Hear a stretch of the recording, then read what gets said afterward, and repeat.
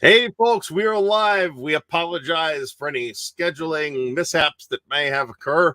As has been mentioned in the chat already, it is undoubtedly due to my scheduling ineptitude. I had it set up correctly for the correct time, and then I deleted it and put it back in, and I'm pretty sure I put it in for the wrong time. So it is my fault. So I apologize for that. We were going to talk about medieval war games tonight, but we may have talked about that before for at least 5 minutes.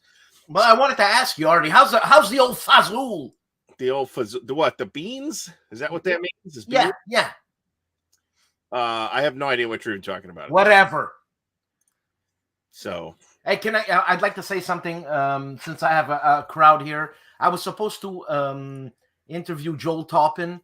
Yeah, that didn't happen. Yeah, life reared its ugly head, and so it's going to be happening at the same time this coming Sunday. Okay, so and also, have you ever heard of a guy called? Oh my God, I just forgot his name. I forgot his name. What is he? What is he responsible for? He's a hell of a grognard. What the hell's his name? Well, that doesn't help me particularly. Yeah, I gotta go to my emails and check out what's his name. For God's sake, man. Alan Rothenberg. Okay, I have heard the name. Yeah, he's been around since SPI, man. So I'm going to have him on soon. And look, it's just fun to have these guys recount this old stuff. Oh, yeah, absolutely. Absolutely. We got 31 people watching already, which is pretty good for this time. So we were going to talk about medieval war games, but then Dan said, oh, let's talk about, well, I said we could talk about dice towers because I'm building the new dice tower tray. The this one that I showed off yesterday turns out to maybe not be working to quite the extent that I wanted. So it's in like a huge, I don't have the tray with me, but the tray is like twice the size of the tower. So I'm actually making a tiny tray that it will nest in. Man, you're a real geek, Artie. Oh yeah. Like seriously. You're just noticing that, are you? So there's no doubt about that. I mean, I'll happily cop to that. Hey, I was just telling Artie because I'm going to tell the people too. I'm suspended from Amazon with pay. Because he smacked around his supervisor. I didn't smack around nobody. Anyways, that's a story for another time. Apparently. Yeah. So I have decided that I'm using super glue to put this thing together as opposed to white glue or carpet. Why don't you just use white glue? Because super glue, I don't have a proper set of clamps for it. So super glue bonds very quickly and it's already stuck to the mat. Hey, Matthew, what's up, man? Matthew Longhead, there's John Longshore, Mickey Jewiff, Mike Anthony, Stigler. We're talking about solo games here, for God's sake. Well, we actually do have a solo game show idea in the pipeline. It just hasn't happened yet because we lined a guest up for that, and it has not. We haven't managed to make the schedule work, and I haven't asked in quite a while. So, man, maybe we should have Stigler on and beat the hell out of him. Well, we could actually have a counterpoint with Liz and Stigler. Pro and against of that would make for very dynamic viewing, I think. I'm intimidated by Liz. I'm gonna stutter. So, oh yeah, no kidding. I mean, that's totally a thing, So I'm educated too, man. Well, me too, but But then there's the Liz of the world. Not that educated. Jesus. Like, does she have a life or what? Well, at some point you're done getting the doctorate, right? So you can go on to other stuff. Yeah, you can go post-doctorate. Well, yeah. You know what I mean? Crap. I'm gluing my fingers together. See what happens when you work with the super glue? Just don't pick your nose. Well, that would be useful to not do that. You ever I don't know why this popped into my head. You ever eat really spicy food and then go for a pee? Yeah. Like you touch the spicy food with your hands and you went for a pee? I've never really had what you're about to describe happen. Oh, yeah. I used to make hot peppers, right? Right. So I'm making hot peppers, whatever. And then I had to go for a pee. Right. Well, you wash your hands after you handle Well, the hot I was peppers. wearing gloves. I'm much more likely to rub my eyes. Yeah, I got to tell you that I've absolutely done. I'm telling you, man. Don't do hot peppers and go for a pee. Apparently not. Was this No. on topic? So we're talking about also, dice that's a towers. good point. Don't touch your counters after you handle the hot peppers. I'm telling you, man. Bad experience right there. Dice towers, eh? Is this what we've come down to? Well, I'm having fun making a couple of dice towers here. So Because you're a geek. That's all that's important. Like I said, I'm okay. So, I mean, at that point. Yeah, but I'm older than you, so geek was like a derogatory term in my time. Oh, no, you're not that much older than me, and I absolutely remember that. But, times are different now. Now geeks are running the place. Yeah, look at Liv. Much so. For God's sake, man. You know what I mean? What can I tell you? We should have talked about Stalingrad. You don't want to talk about Stalingrad? So, I wanted to do medieval war games, so we're doing medieval war games. So let's talk about medieval war games, and of course, there's a long history of medieval war games. I mean, you had a few entries, not more than just a couple from SPI. One that came up in the chat last night was Empires of the Middle Ages, which is very different from like anything else, right? That's kind of why Empires of the Middle Ages is noteworthy. Is there's nothing really in quite the same space as that. And if somebody, what's that? Do you have to change your tactics if you're used to playing a World War II game and now you're going to play medieval games? Oh yeah, I mean you're gonna have different tools to work with, right? So it's a whole new world, man. It's literally a whole new world. So you're gonna have, instead of armor and artillery, you're gonna have, cavalry, right? And you don't have artillery.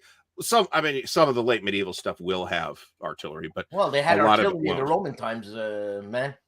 Well, if you're talking about like catapults and stuff, yeah, but a lot of the medieval battles I've seen don't really use that kind of stuff in the battles. The Roman army was very different than medieval armies, right? There was a professional army. They maintained a standing army. For huge parts of the medieval period, there were no standing armies in feudal Europe, right? It was peasant levy armies. One of the topics that, one of the game systems that deals with this in depth, of course, is levy and campaign. I don't have a lot of Mickey. I don't have a lot of titles in the medieval category either, to be completely honest. I wish I had an opponent. Hold on, I'm going to get a game here. Hold on. The designer with the Mo haircut. I'm not sure who that would be. And at least I'm aware of at least one personality in the RPG field with the fabled Mo haircut, but not in war games. Stigler says Press Dogs. So this is Press Dogs Master Pack. This was like one of the early See, that's a great package. It's like one of the early prototypical quads, right? Although I think there were 5 games. They ended up doing 5 games. That's what my wife said when she first met me. What's that? That's a great package. Oh, whatever. Jesus Christ. Anyway, so and I agree with Stigler. I think it's overrated. It's very generic. It's very early, and I don't want to like blame the people responsible because it was so early, right? It was early 70s title. So if it seems really crude, and I think it does, then I think that's why. I think it's just really crude. Now, somebody else here has mentioned Kingmaker, and Kingmaker is certainly a medieval game, late-ish medieval. It's Wars of the Roses. That's an old Avalon Hill, eh? Yeah, that's an old Avalon Hill classic. And I think there's reasons to consider it a classic, right? It's got a lot of people that still like to play it. Yeah, this works great. So, boom, super glue. Would have taken twice as long to do with white glue. Men of Iron is a great system, and I don't know if, they're with the passing of Richard Berg, I don't know if we'll see more volumes. I hope that we do, because I do think it's a nice system. Now, on the other hand, what medieval battles have not yet been covered by that system? And I don't have necessarily a great answer to that because I'm not an expert on medieval battles. But offhand, there are some other battles of the 100 Years' War that have not been covered. So certainly there, those battles exist, even if they're not necessarily famous battles. Man, I gotta play some of these games. This is just, it's intriguing and involved. Like what? Well, this Men of Iron medieval games. Men of Iron is it's not hard to play. It plays very cleanly. Highly recommended by me. I like it a lot. We've played some of the Wars of the Rose. So that's 3 games: Blood and Roses, Infidel, and Men of Iron. Yeah, but I thought Richard Berg was a hard read, man. I've never felt that to be the case. Okay, he's sometimes over designed. I think that's a fair statement. And kind of got lost in his own design sometimes and overdid it. That's certainly a thing I would say Richard Berg had happened to him a number of times. But I never found his rules necessarily difficult to read. He had a kind of a very kind of jokey style sometimes where he would slip in little in-jokes and stuff. Then if you were watching for that, you could be super entertained just by finding the little in-jokes and things. I guess those are like, what do you call those things in video games when they pop up? Easter eggs? Yes. We still call them Easter eggs in tabletop gaming, to be completely honest. It's just that particular term has never really taken off in wargaming specifically. That wasn't just Richard Berg that did that kind of stuff, though. There was one that was an Eric Lee Smith little Easter egg that he slipped in somewhere, and I think it was in Across 5 Aprils, and I just kind of assumed that was Richard Berg because it was it's like somebody like shared a screenshot of the rule in which he's joking around about his ancestor that participated in such and such a Civil War battle. And I just assumed that must have been a Richard Berg rule because that would have been completely in character for Richard Berg. And it was not Eric Lee Smith. And I was corrected by Eric Lee Smith. So, oops. Do not question. What do you mean by Berg is sometimes involved, too involved? Like too fiddly? Yeah. So, I mean, for example, the most infamous, I'm going to use the word infamous, example is going to be Campaign for North Africa, right? Where he just overdid it, right? It's a game that's too detailed. I think it's more playable now than it felt like it was at the time, but it's still over detailed. But there are other examples like that too. There's people that don't like the Ancient World series, for example, because there's a lot of like rolling on nested event tables and stuff like that. And that's really clumsy.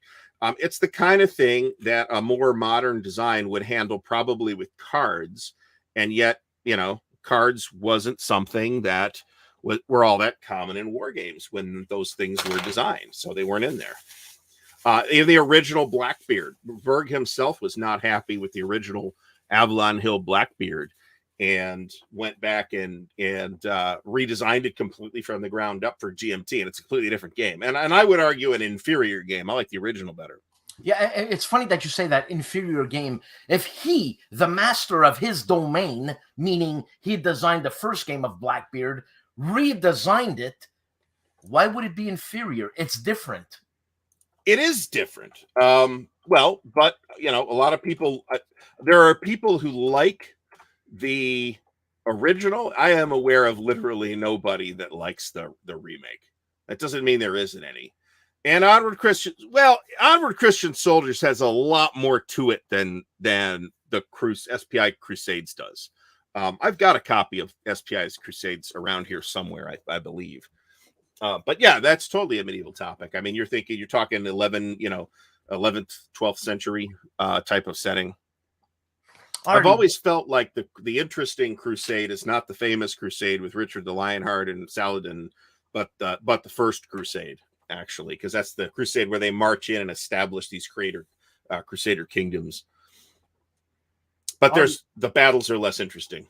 Already going back to Richard Berg and his remake of his own game, would you say Richard Berg's a genius? I would say he's a genius. I'm a lot more sparing with that term than a lot of people are. I'm not sure I would say that. Look at the wealth of information. I'll also say that for a long time, if you had asked me, so in that fallow period where I wasn't really playing war games very much, but I was still kind of paying attention, if you had asked me who my favorite war game designer was, I would unhesitatingly have said Richard Berg. And I say I don't think he's a genius because, and talking about the Departed and all that stuff, but he seldom, not never, but seldom tried to find the elegant solution, and often just stacked on more chrome until the system was behaving the way he wanted it to do. I think as compared to, say, Mark Herman, right? Who has frequently found really elegant solutions by thinking completely from first principles about what it was, what exactly historical effect he was trying to achieve. So Mark Herman was more graceful? I'm not sure I'd use the word graceful. More what? In elegant, inventive? More elegant. I think that's a fair statement. But these guys were buddies, man. They shared. They shared Absolutely. information, man. Yeah, absolutely. And Richard Berg, in fairness, did some elegant games too. But a lot of the Berg games that we talk about are not those kinds of games. The elegant games that he did are games like Medieval and maybe Dynasty, and maybe some of his very late games. Earlier Berg games were, at least the war games, were characterized by a lot of chrome. Okay, so I understand. Yeah, but so I mean, I'd say, I guess in a thematic sense, and trying to not be narrowly Eurocentric about it, I think it feels like Medieval is non-professional armies and pre-gunpowder, even though there is gunpowder at the very end of the medieval period. I don't know how well that definition fits into, say, Chinese history or Japanese history, or Indian history. Mongols. The Mongol, that's late medieval, right? Yeah. That's not even early, right? Then there's a Ancients game series, Great Battles of History, has done a lot more than just Ancients, but it's best known for its treatment of Ancients, that has a game on the Mongols, right? So what I guess that means is maybe the term medieval, the term ancients are less useful than we think they are, So, I mean, I think these dates are fine, and historiography has often used these exact dates: the fall of Rome, or the fall of the Western Roman Empire, or one of the various sacks of Rome, and the fall of Constantinople to the Turks, do frame the period. But again, that's a very Eurocentric definition of the period, right? So what I think I'm asking is, what characteristic of battles or warfare that is specific to the medieval period that you can then take and apply outside of Europe, right? And maybe medieval Europe too. Maybe it no longer fits into the exact chronological period, right? What does Doug say? Yeah, I was going to say, what is he saying? Carolingian Empire. That's Charlemagne's empire.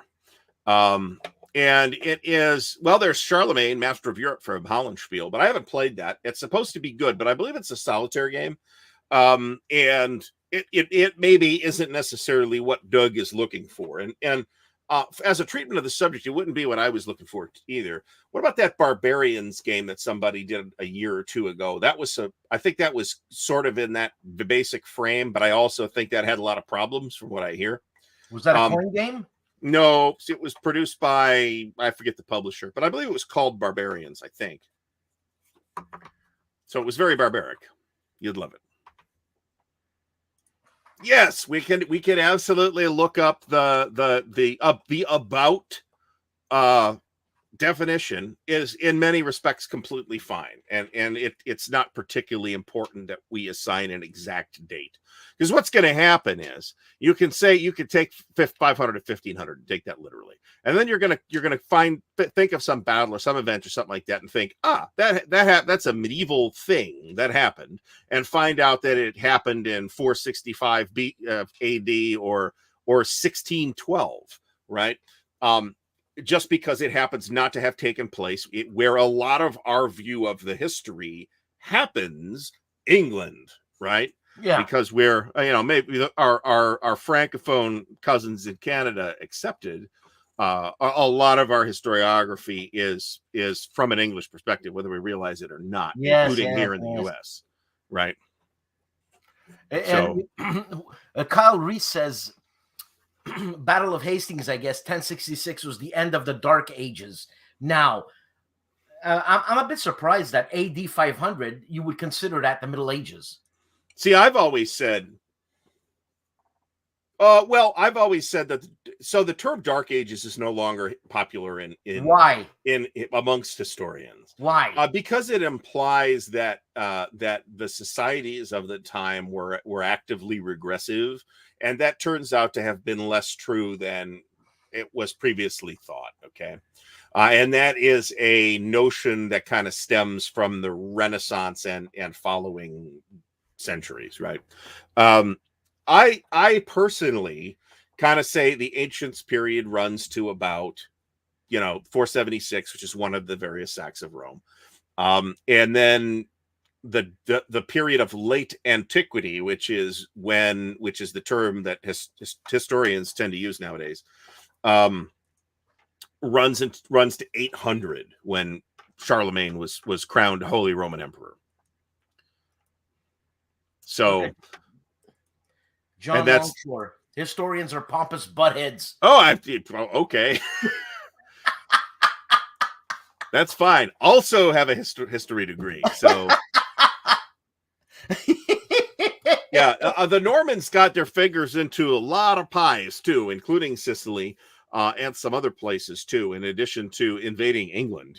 So that's something that's worth looking at. And there was a period in which the Norman kingdom, the kingdom under Henry the First, I'm trying to remember which Henry it was, Henry the Second, was like the most powerful state in Europe, right? And that's when England controlled also a huge portion of France as well.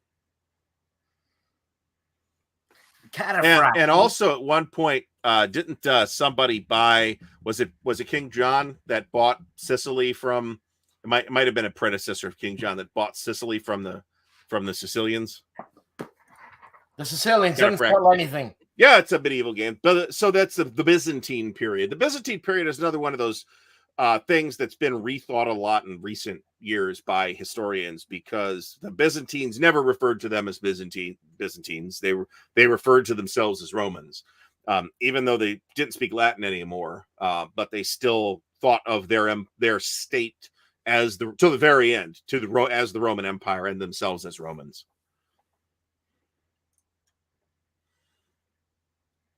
Well, I mean, I think GBOH doesn't. I think GBOH kind of gave up on the medieval period after and like the post-medieval period. So the second or third, I think, third GBOH game was Land of the North, which is about Gustavus Adolphus, which is like Great Northern War stuff, or was it 7 Years' War, something like that, 1700s. And after that, the Musket and Pike series kind of spun off of GBOH and kind of passed those eras of battle to Musket and Pike, and then later on, medieval stuff got kind of peeled off. I hope the video is not fuzzy. I'm looking at it on my side, and it looks fine.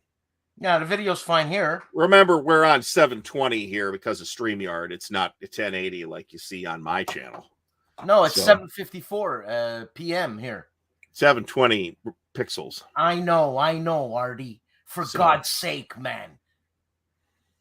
So, yeah, I think that's fair to say, Mike. But, live and learn, right? I don't think we're ever going to see a reprint of Line of the North, right? But we're going to get a reprint of Chariots of Fire sooner or later. Yeah, they might. Won't they bundle it? Well, they're not. I think they're just not going to redo Line of the North, but Chariots of Fire is its own standalone reprint. Was there an expansion for Chariots of Fire? I don't think so. There might have been a couple C3I battles, though. Kyle Reese says that he thinks China and Japan are unique because they have their own periods, and that's true, right? That the Chinese have their own way of reckoning history, and the Japanese have their own way of reckoning history. that frankly make more sense than trying to shoehorn Europe's periods on or periodicity to their history. Yeah, At the same time, it's one timeline, right? And if we want to separate war games by historical period, which is maybe not the best idea, and that's a discussion that we could have, but it's one way to do it that's really, really common. And you run into sticky points of, okay, so this Japanese thing happened in the 1700s, but it feels medieval, right? Which is, if something happens in Texas in the 1700s, nobody's going to call that medieval. No, like look what's happening in the Middle East. You'd still call that medieval. Yeah. So I mean, the Tsars. This is a little bit not true, but the Tsars saw themselves as one of the continuations of the Roman Imperium, right? I didn't know that. They were the third Rome thing, which was of course Moscow or St. Petersburg, depending on who you talk to, is a term that originated in the Tsarist period. Man, I didn't know that. So, seriously? Yeah, they thought of themselves as the inheritors of that mantle. They didn't really think of themselves as Romans, but they did think of themselves as following that same tradition of, hey, there had been a Roman emperor, there had been a Byzantine emperor, and we are the continuation of that Byzantine emperor. Okay. In part because they were the protectors of the Orthodox Church, right? And the Holy Roman Emperor, they didn't know it. I'm sure they knew about that, but they didn't pay any attention to that officially. And by the time that the Third Rome idea came around, the Holy Roman Emperor was still around, actually. The Holy Roman Empire was not dissolved until it was dissolved by Napoleon. But in like 1812 or something, 1808, something like that. Jeez. But that was it was not a real state at that point, right? You could just debate that it wasn't a real state even in the Middle Ages, but didn't the Russians themselves, when they were called the Rus, have an empire of their own, a king of their own? You know what I'm saying? Well, that whole area, it was like a patchwork of different cultures and subcultures, right? The Rus themselves were the original Scandinavian ruling class of Novgorod, and that's where the term Rus and Russia comes from. But then all of those things kind of combined into a shared Russian identity later on. How cool is that, man? Russian history is really complicated, and it's hard to find good sources for it. I mean, any period of Russian history, to be completely honest, in English. And why? I mean, in English or just written down historically? In English specifically. I can't speak to what they have in Russian, right? I'm not over there. So, yeah, so these are some of these are really principalities, right, rather than kingdoms per se. I don't know that they call themselves kings, but that's a completely semantic point too. Is that true? Displaced is, I don't think they came in large enough numbers to offer any serious displacement, but they did form the ruling class, that original ruling class, and they swiftly became pretty Russified. But much like the Normans who started out as Vikings, right? The Vikings kept raiding Normandy until the French king, whoever that was at the time, just got sick of it and said, "Look, just take I got some land for you over here. Just take it here and stop raiding up the rivers, okay? Because you have burned Paris too many times." That's the thing that happened. They would sail up the Seine, straight up the Seine from the English Channel, and burn Paris. So, what's Matthew saying here? The Pope is also Pontifex Maximus. So, okay, so the Pontifex Maximus was, this is another reason we should have Liz on, because she's going to tell you more about this than I can, is basically the supreme religious official of the Roman Republic, okay? And it's one of the titles that Julius Caesar kind of gathered onto himself. So, Julius Caesar didn't just walk in one day with a big army behind him and say, "I am dictator now and I run everything." Okay, that's not how it worked. There was a separation of powers between various offices of consul and censor, and Pontifex Maximus were the three big ones. And Julius, and you weren't supposed to hold more than one at a time, right? Just like you weren't supposed to be consul more than once in a row, but that got ignored and gradually became not a thing that anybody was concerned about anymore. So the early emperors, especially Augustus, kind of took all those roles and combined their powers into himself, becoming the Augustus. Because remember, Augustus wasn't his name, it was a title, right? So the Pontifex Maximus was the one of those titles that were gathered into the person of the emperor early on, and then eventually got passed down and passed down and passed down. So Augustus is a title, and what does it mean? That means August. It means wise ruler, basically, right?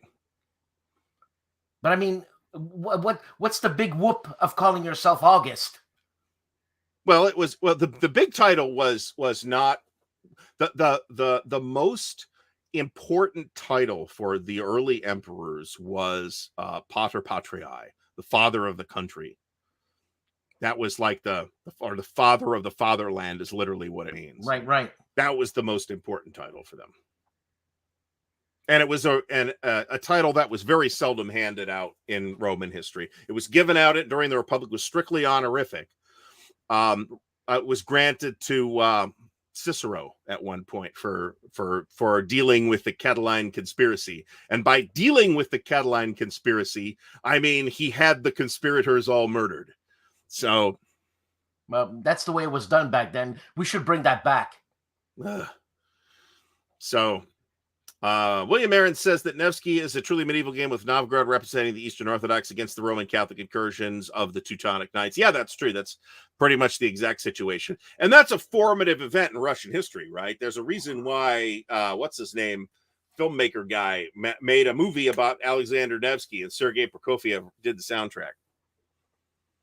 So Sicily has been invaded so many times by so many different groups that it's hard to pin that down. But yeah, all this is true. They still have the best cannoli. Well, that's what I've heard. Take the gun, leave the cannoli. Leave the gun. Wait a minute. Leave the gun, take the cannoli.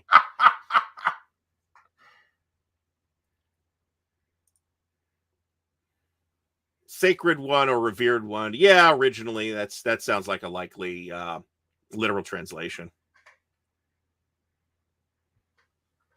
Pontifex Maximus may have the connotation of bridge builder, but that is not literally what it means. Maximus means best. But we were talking about the Russians and the Rus, and then Matthew chimed in with Pontifex Maximus. Is there a connection? I mean, yeah, we covered the connection, right? The Russians, the Tsars specifically, saw themselves as the continuers of that tradition that had sort of migrated its way to the east from Rome, then to Constantinople, then to Moscow, or St. Petersburg, if you like. But remember that St. Petersburg was built by Peter the Great, right? It wasn't like the historical capital of Russia. Moscow was typically more central, but the Tsarist state was, after Peter the Great, was based in St. Petersburg. And you said something about the Ottoman having the second Roman Empire type thing? Well, that was before the Ottomans came in. So the Ottomans are the Ottoman Turks, right? That take Constantinople from the Byzantines and basically caused the final dissolution of the Eastern Roman Empire in 1497 or whatever it was. Oh my God, so much information. Now, the Pope may be called the Pope. That is a title that the Pope, I mean, Pontifex is the Latin word for Pope, right? Yeah. Although it's in like Italian, it's just Papa, right? It's literally means father. So it's the Pontifex Maximus. I'd have to look at the term, the etymology of Pontifex specifically, but that is a title that the popes have too. Yeah. Pope means Papa? Well, no, Papa means Pope in Italian, right? You should know this. Oh, yeah, look at that. It just hit me after 57 years of being Italian. Yeah, exactly. Il Papa. Yeah. And the Polish kings were super important for quite a while, actually.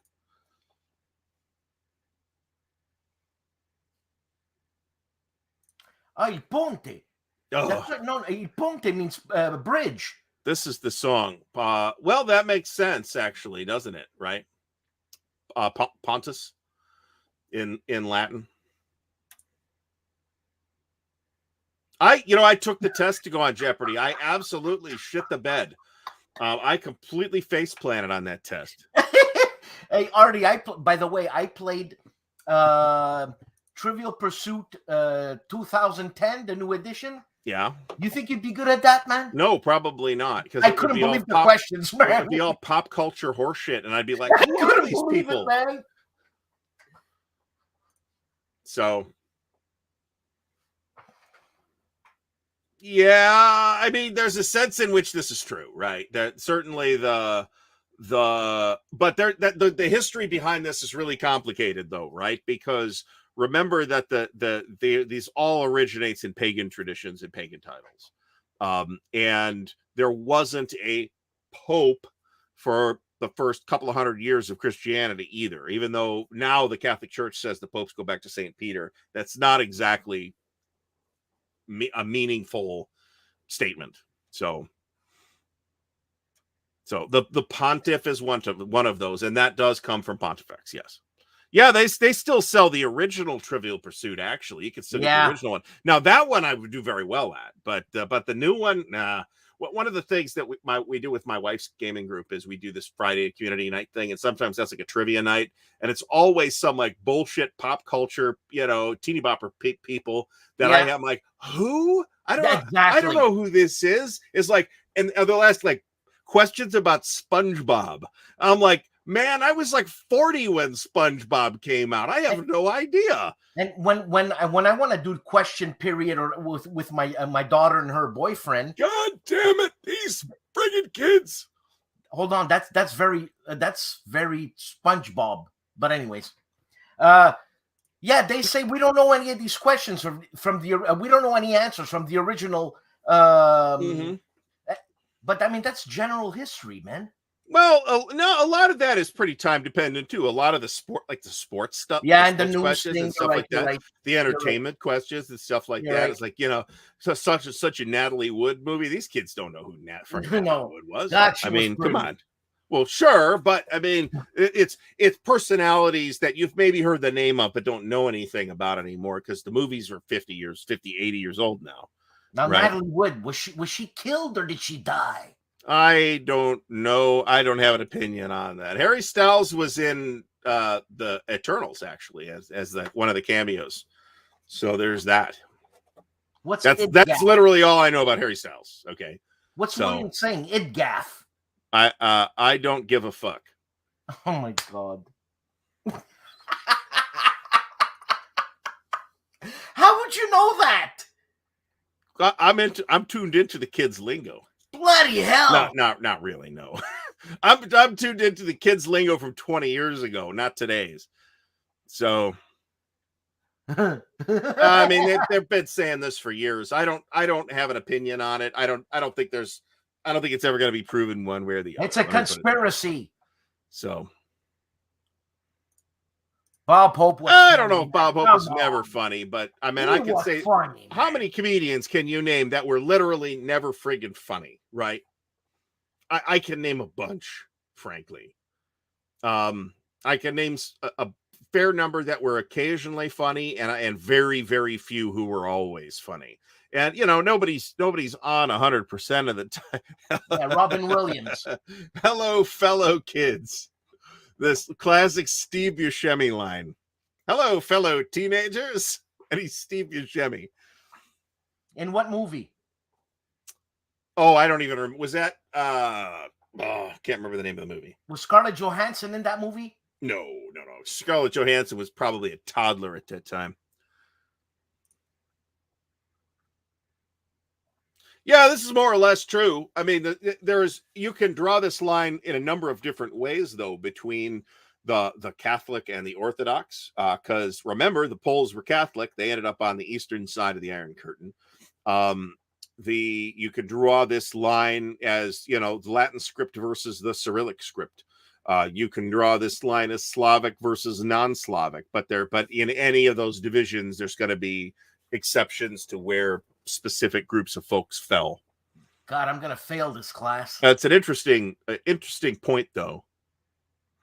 Jonathan Winters was Yeah, damn right he was funny. I'll buy that.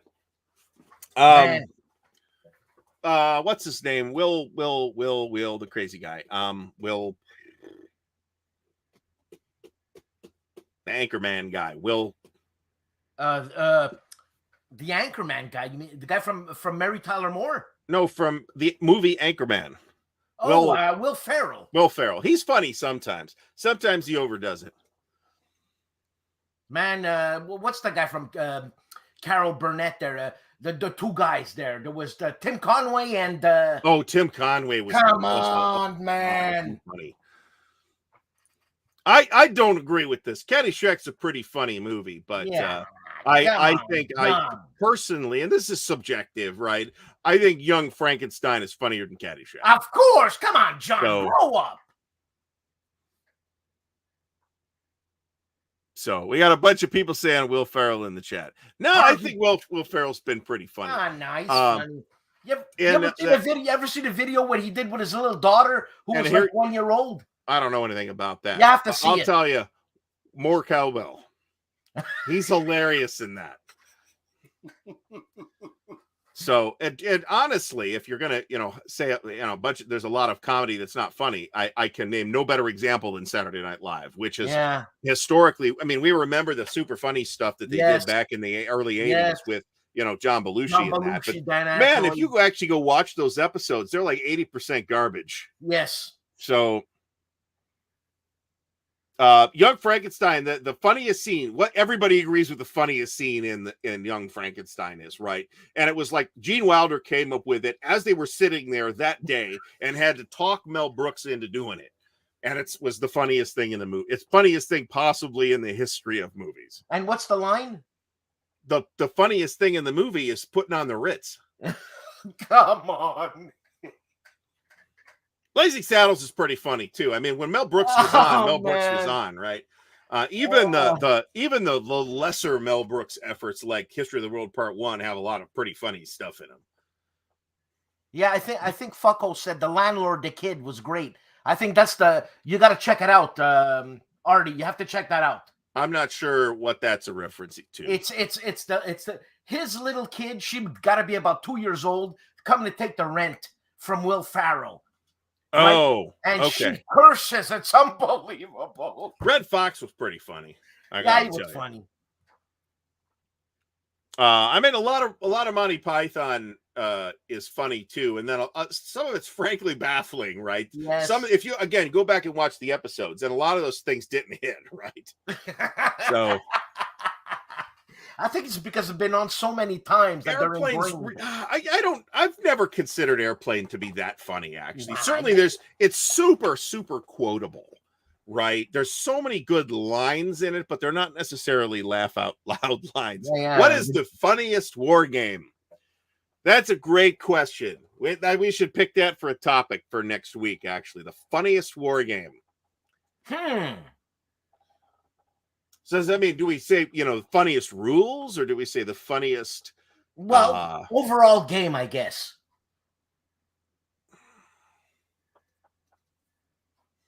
The creature that ate Sheboygan. I mean, that's a guess. Perfidious Albion mentions the creature that ate Sheboygan. That's a good guess. The Producers is hilarious too. Oh my! Producers is another one of those things where there is one glorious moment in the film that is so fantastically much funnier than the whole rest of the movie.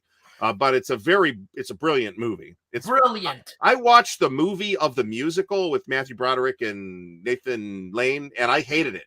I much preferred Zero Mostel and Gene Wilder. Yes. I played racquetball with Matthew Broderick. No, did you beat him with the racket? He kicked my ass. Oh, he's a skinny kid. Of course he did. I haven't seen High Anxiety since like the 80s, and I remember very little about it other than Mel Brooks on the balcony, on like the ledge outside the building. I was going to say David Imparato. I was going to say Time The Tripper. 12 Chairs, however, is an underrated movie. We're connected, Dave. We're connected. Time Tripper. Yeah. Come on. I mean, is Leaping Lemming, is that funny though? I mean, maybe. Leaping Lemmings, I don't know if that's funny either. Well, it's stupid. Oh, so there are games, and I think Sword and Sorcery might be the game I'm thinking of that are like loaded with puns. That's plausible. That's if you consider puns funny, which most people do not. Wow, yeah. Although there's a great, if you remember the S&T Berlin 85, one of the scenarios in there is called Operation Werewolf, and it's got a hilarious scenario description. Well, there was such a thing. This is a different thing, but hold on a second. I'm going to pull that up. I got to find it. Talk, Dan, talk. Carl Creeder said, "What's up, Tiger Lily?" Yeah, I love Woody Allen. I love him. Okay? And that's it. What's going on? Awful Green Things? Yeah, that's funny. Awful Green Things from Outer Space? Yeah, okay, I'll buy that. Berlin 85 is one of those S&T games that I think does hold up fairly well, by the way. So I'm going to read the scenario description. Let me find the scenario. What about Ty Bomba's games, man? Are those intended to be funny, or are they accidentally funny? Doesn't he have one something nukes, Russians and cigars or something? NATO nukes and Nazis? Yeah.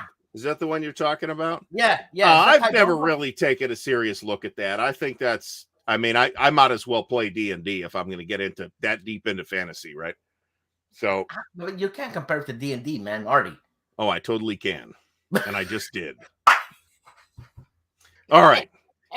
It is late summer 1985. Europe is in the grip of war fever.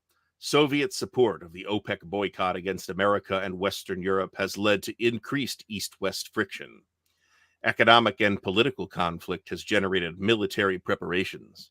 In the isolated enclave of West Berlin, tension is high as units of the 20th Guards Army move into position on the perimeter of the city. The NATO training areas in the western districts have become collection points for neat rows of gleaming new APCs, their hatches dogged, their markings obliterated. For 3 weeks, heavy crates labeled, who's doing that? I am. I'm doing the music. Oh, you're drowning me out, man. Oh, sorry, man. For 3 weeks, heavy crates labeled Worldwide Amusement Parts have been arriving at USAE's Berlin HQ. Strangely enough, the likelihood of war has hardly affected Berlin's tourist industry. The Tempelhof terminal daily teems with new arrivals, deeply tanned, well-muscled young men in ill-fitting sport coats. Only a handful of people inside Berlin know that these new arrivals are part of the 10th Jaeger Brigade. Operation Werewolf is in progress. When the expected Warsaw Pact assault commences, there will be a surprise lurking within the city. So, that's fantastic. Funny. That's funny. And what's that again? This is Berlin 85. This is the Dunnigan design. This is from S&T 70, issue number 79. Yeah, so, Dunnigan did Time Tripper, man. For sure he did Acid, this guy. Well, so Dunnigan was, had some pretty heavy-duty familiarity with the Columbia protests in New York. So if he was hanging out with the hippies, that wouldn't have surprised me at all, particularly. And don't forget that the guy that designed Firefight, was it Firefight? I got to check it now. Hold on. Or is it City Fight? No, it's Firefight. Oh, there's a City Fight and a Firefight. Yeah, the co-designer of City Fight was a guy named Stephen A. Donaldson. Not that Stephen A. Donaldson. This guy was called Donnie the Punk, and he's long dead now. He was in and out of prison for years, but for a while he was working at SPI. And if you look at the individual man counters in City Fight, they're all named after guys in punk bands. So, and Chris Promise of Green Ronin said, I bet nobody at SPI got this joke. Oh, I bet he's wrong. I bet Dunnigan knew exactly who all those people were. Was anybody in that game called Jello Biafra? I don't recall. I've never owned City Fight, but oh man, this is great. But come on, we have to find games, man, that are silly games. War games that are silly. Well, silly is not the same thing as funny, though, is it? No, is that right. The premise of Time Tripper? That makes complete sense to me. I can't think of another narrative device to tie that all together. we're not really. We are off topic, but we're at least not off topic for off the topic of war games. We're not talking about hookers and blow. So, oh yeah, Carl, you got to give me that number. Werewolves of London. Warren Zevon did a bunch of neat I stuff. love Werewolves of London, Roland the Headless Thompson Gunner.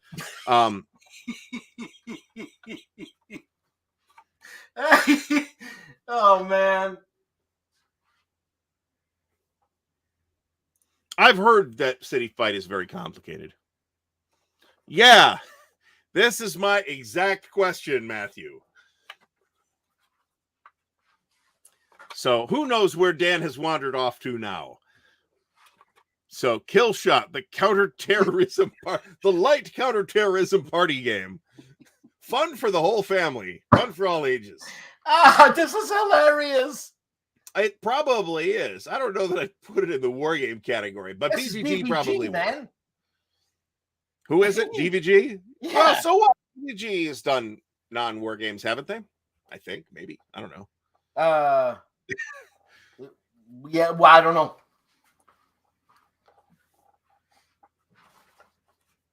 So, anyway. Pretty happy with the dice tray. Nice compact dice tray. And this is designed to roll half-inch dice. So I've got my 5 OCS dice, and it rolls out, and everything's kind of nice, and nothing bounces out. I've yet to have one bounce out. It works real well. I'm going to put some felt in the bottom, though. Would you consider this a war game? Cash and guns. I'm going to say, based on my absolutely sketchy understanding of it, probably no. Yeah. What about this? I'm willing to be proven wrong. So what? Yeah. I mean, you know, is Family Business a war game? You remember Family Business? No. Family Business was the Mafia card game for Mayfair. And I'll tell you what, it was a lot of fun to play. Wasn't it Tom Vassell who did that game? No. Not the game I'm talking about, anyway. This was, again, I think this is Tom was in diapers when that game came out. The game dates from the maybe 90s, but I'm remembering 80s. I could be wrong about that. Hey, Artie, there's this series. Kremlin. I'll buy that as both a war game, even if it is on the edge, and a funny game, especially if you're into like Soviet era politics. Heroes of Normandy, Pegasus Bridge. Is that a funny game though? I mean, is that trying to be funny, or does it just have a cartoony art style? Yeah, that's right. I've never played Heroes of Normandy, so I don't have an opinion on that either. That's the kind of game that's not aimed at me. Yeah, I know. So. Oh, and you know what? Well, funny game, okay? Because I was gonna say Meltwater by Hollenspieler. Oh yeah, that's a riot. Yeah, you win by dying. Right. Well, yeah, it's a very dark game, very gloomy game. Would you consider this a war game? Didn't somebody redo the Space 1889 series using another system? Maybe the Shane Helmsley system that I can picture. I'm having trouble thinking that that's a war game, but I'm not going to have an argument with Amabel about it either. We should have her on, man. Junta. Yeah, Junta's another good one. I don't know if that's a war game either, but Junta is definitely funny. If we're talking about nuclear war, Outdoor Survival was gloomy because it sucked. So everybody agrees with that. Junta, yeah. Published originally by West End. I don't know whose edition that is, but it's been through a number of different pairs of hands. From the library, stolen from the library of Carl Perry. Every single game I just showed you now was from Pancaldi. I bet. Carl had some good games in his library. Jesus, he's got a lot of games, let me tell you, man. So,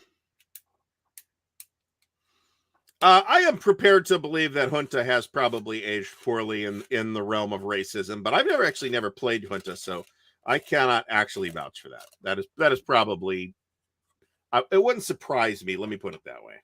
Well, racism. I mean, it's a joke. Well, yeah, but I mean, you got jokes at people's expense and jokes that cause harm rather than jokes that are funny, right?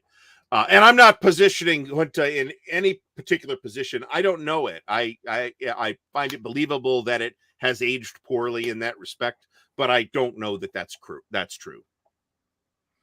I have a hard time with all this political correctness. I don't know I can't say any of my jokes anymore. There was a game of Space 1889, the miniatures rules played at Origins, not this past year, but the last Origins. And you know what? I think there was one this past year too, as well. Now that I think about it, I think I know the guy who ran it. So I've never played Supremacy. I was super into the idea of playing Supremacy years and years ago when Supremacy was a big thing, and it's no longer a big thing. So Jenga.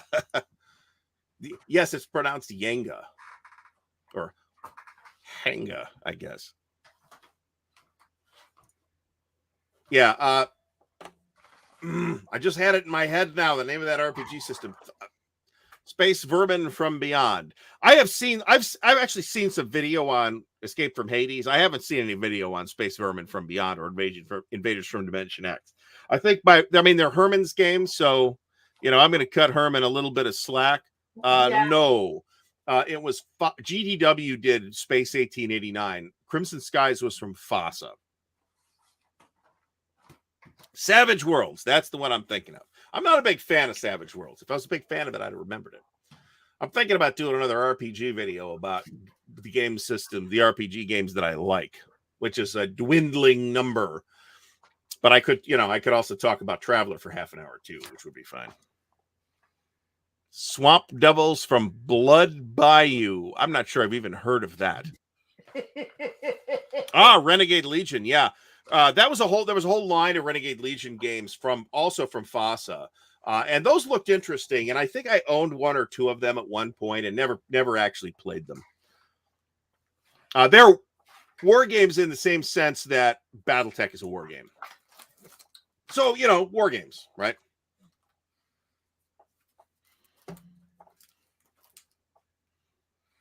There's a game by Kerry Anderson called Smoke Jumpers.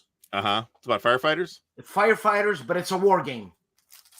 Well, at some point, I'm not invested in this question, right? We're going to have to make decisions about do war games really have to have war in them, right? And in a broader sense, they actually don't.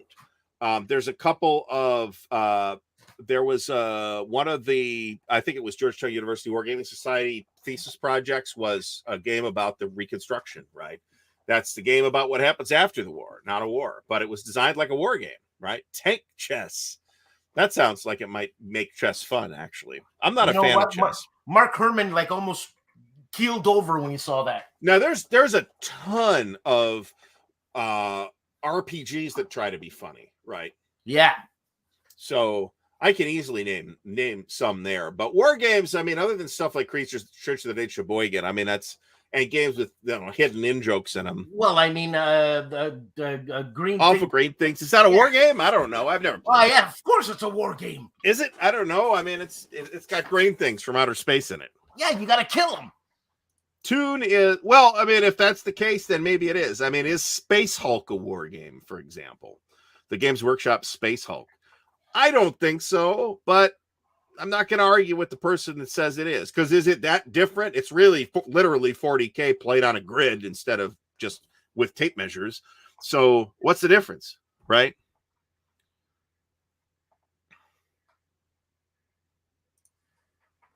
Except I'll only play this if the CRT is developed by Iron Crown Enterprises. Then I will play that. Would you consider Robin Hood a funny war game? That's Worthington. Yeah, I'd say not funny. Maybe a war game. That's possible. Well, funny. I mean, there's a Friar Tuck in there, no?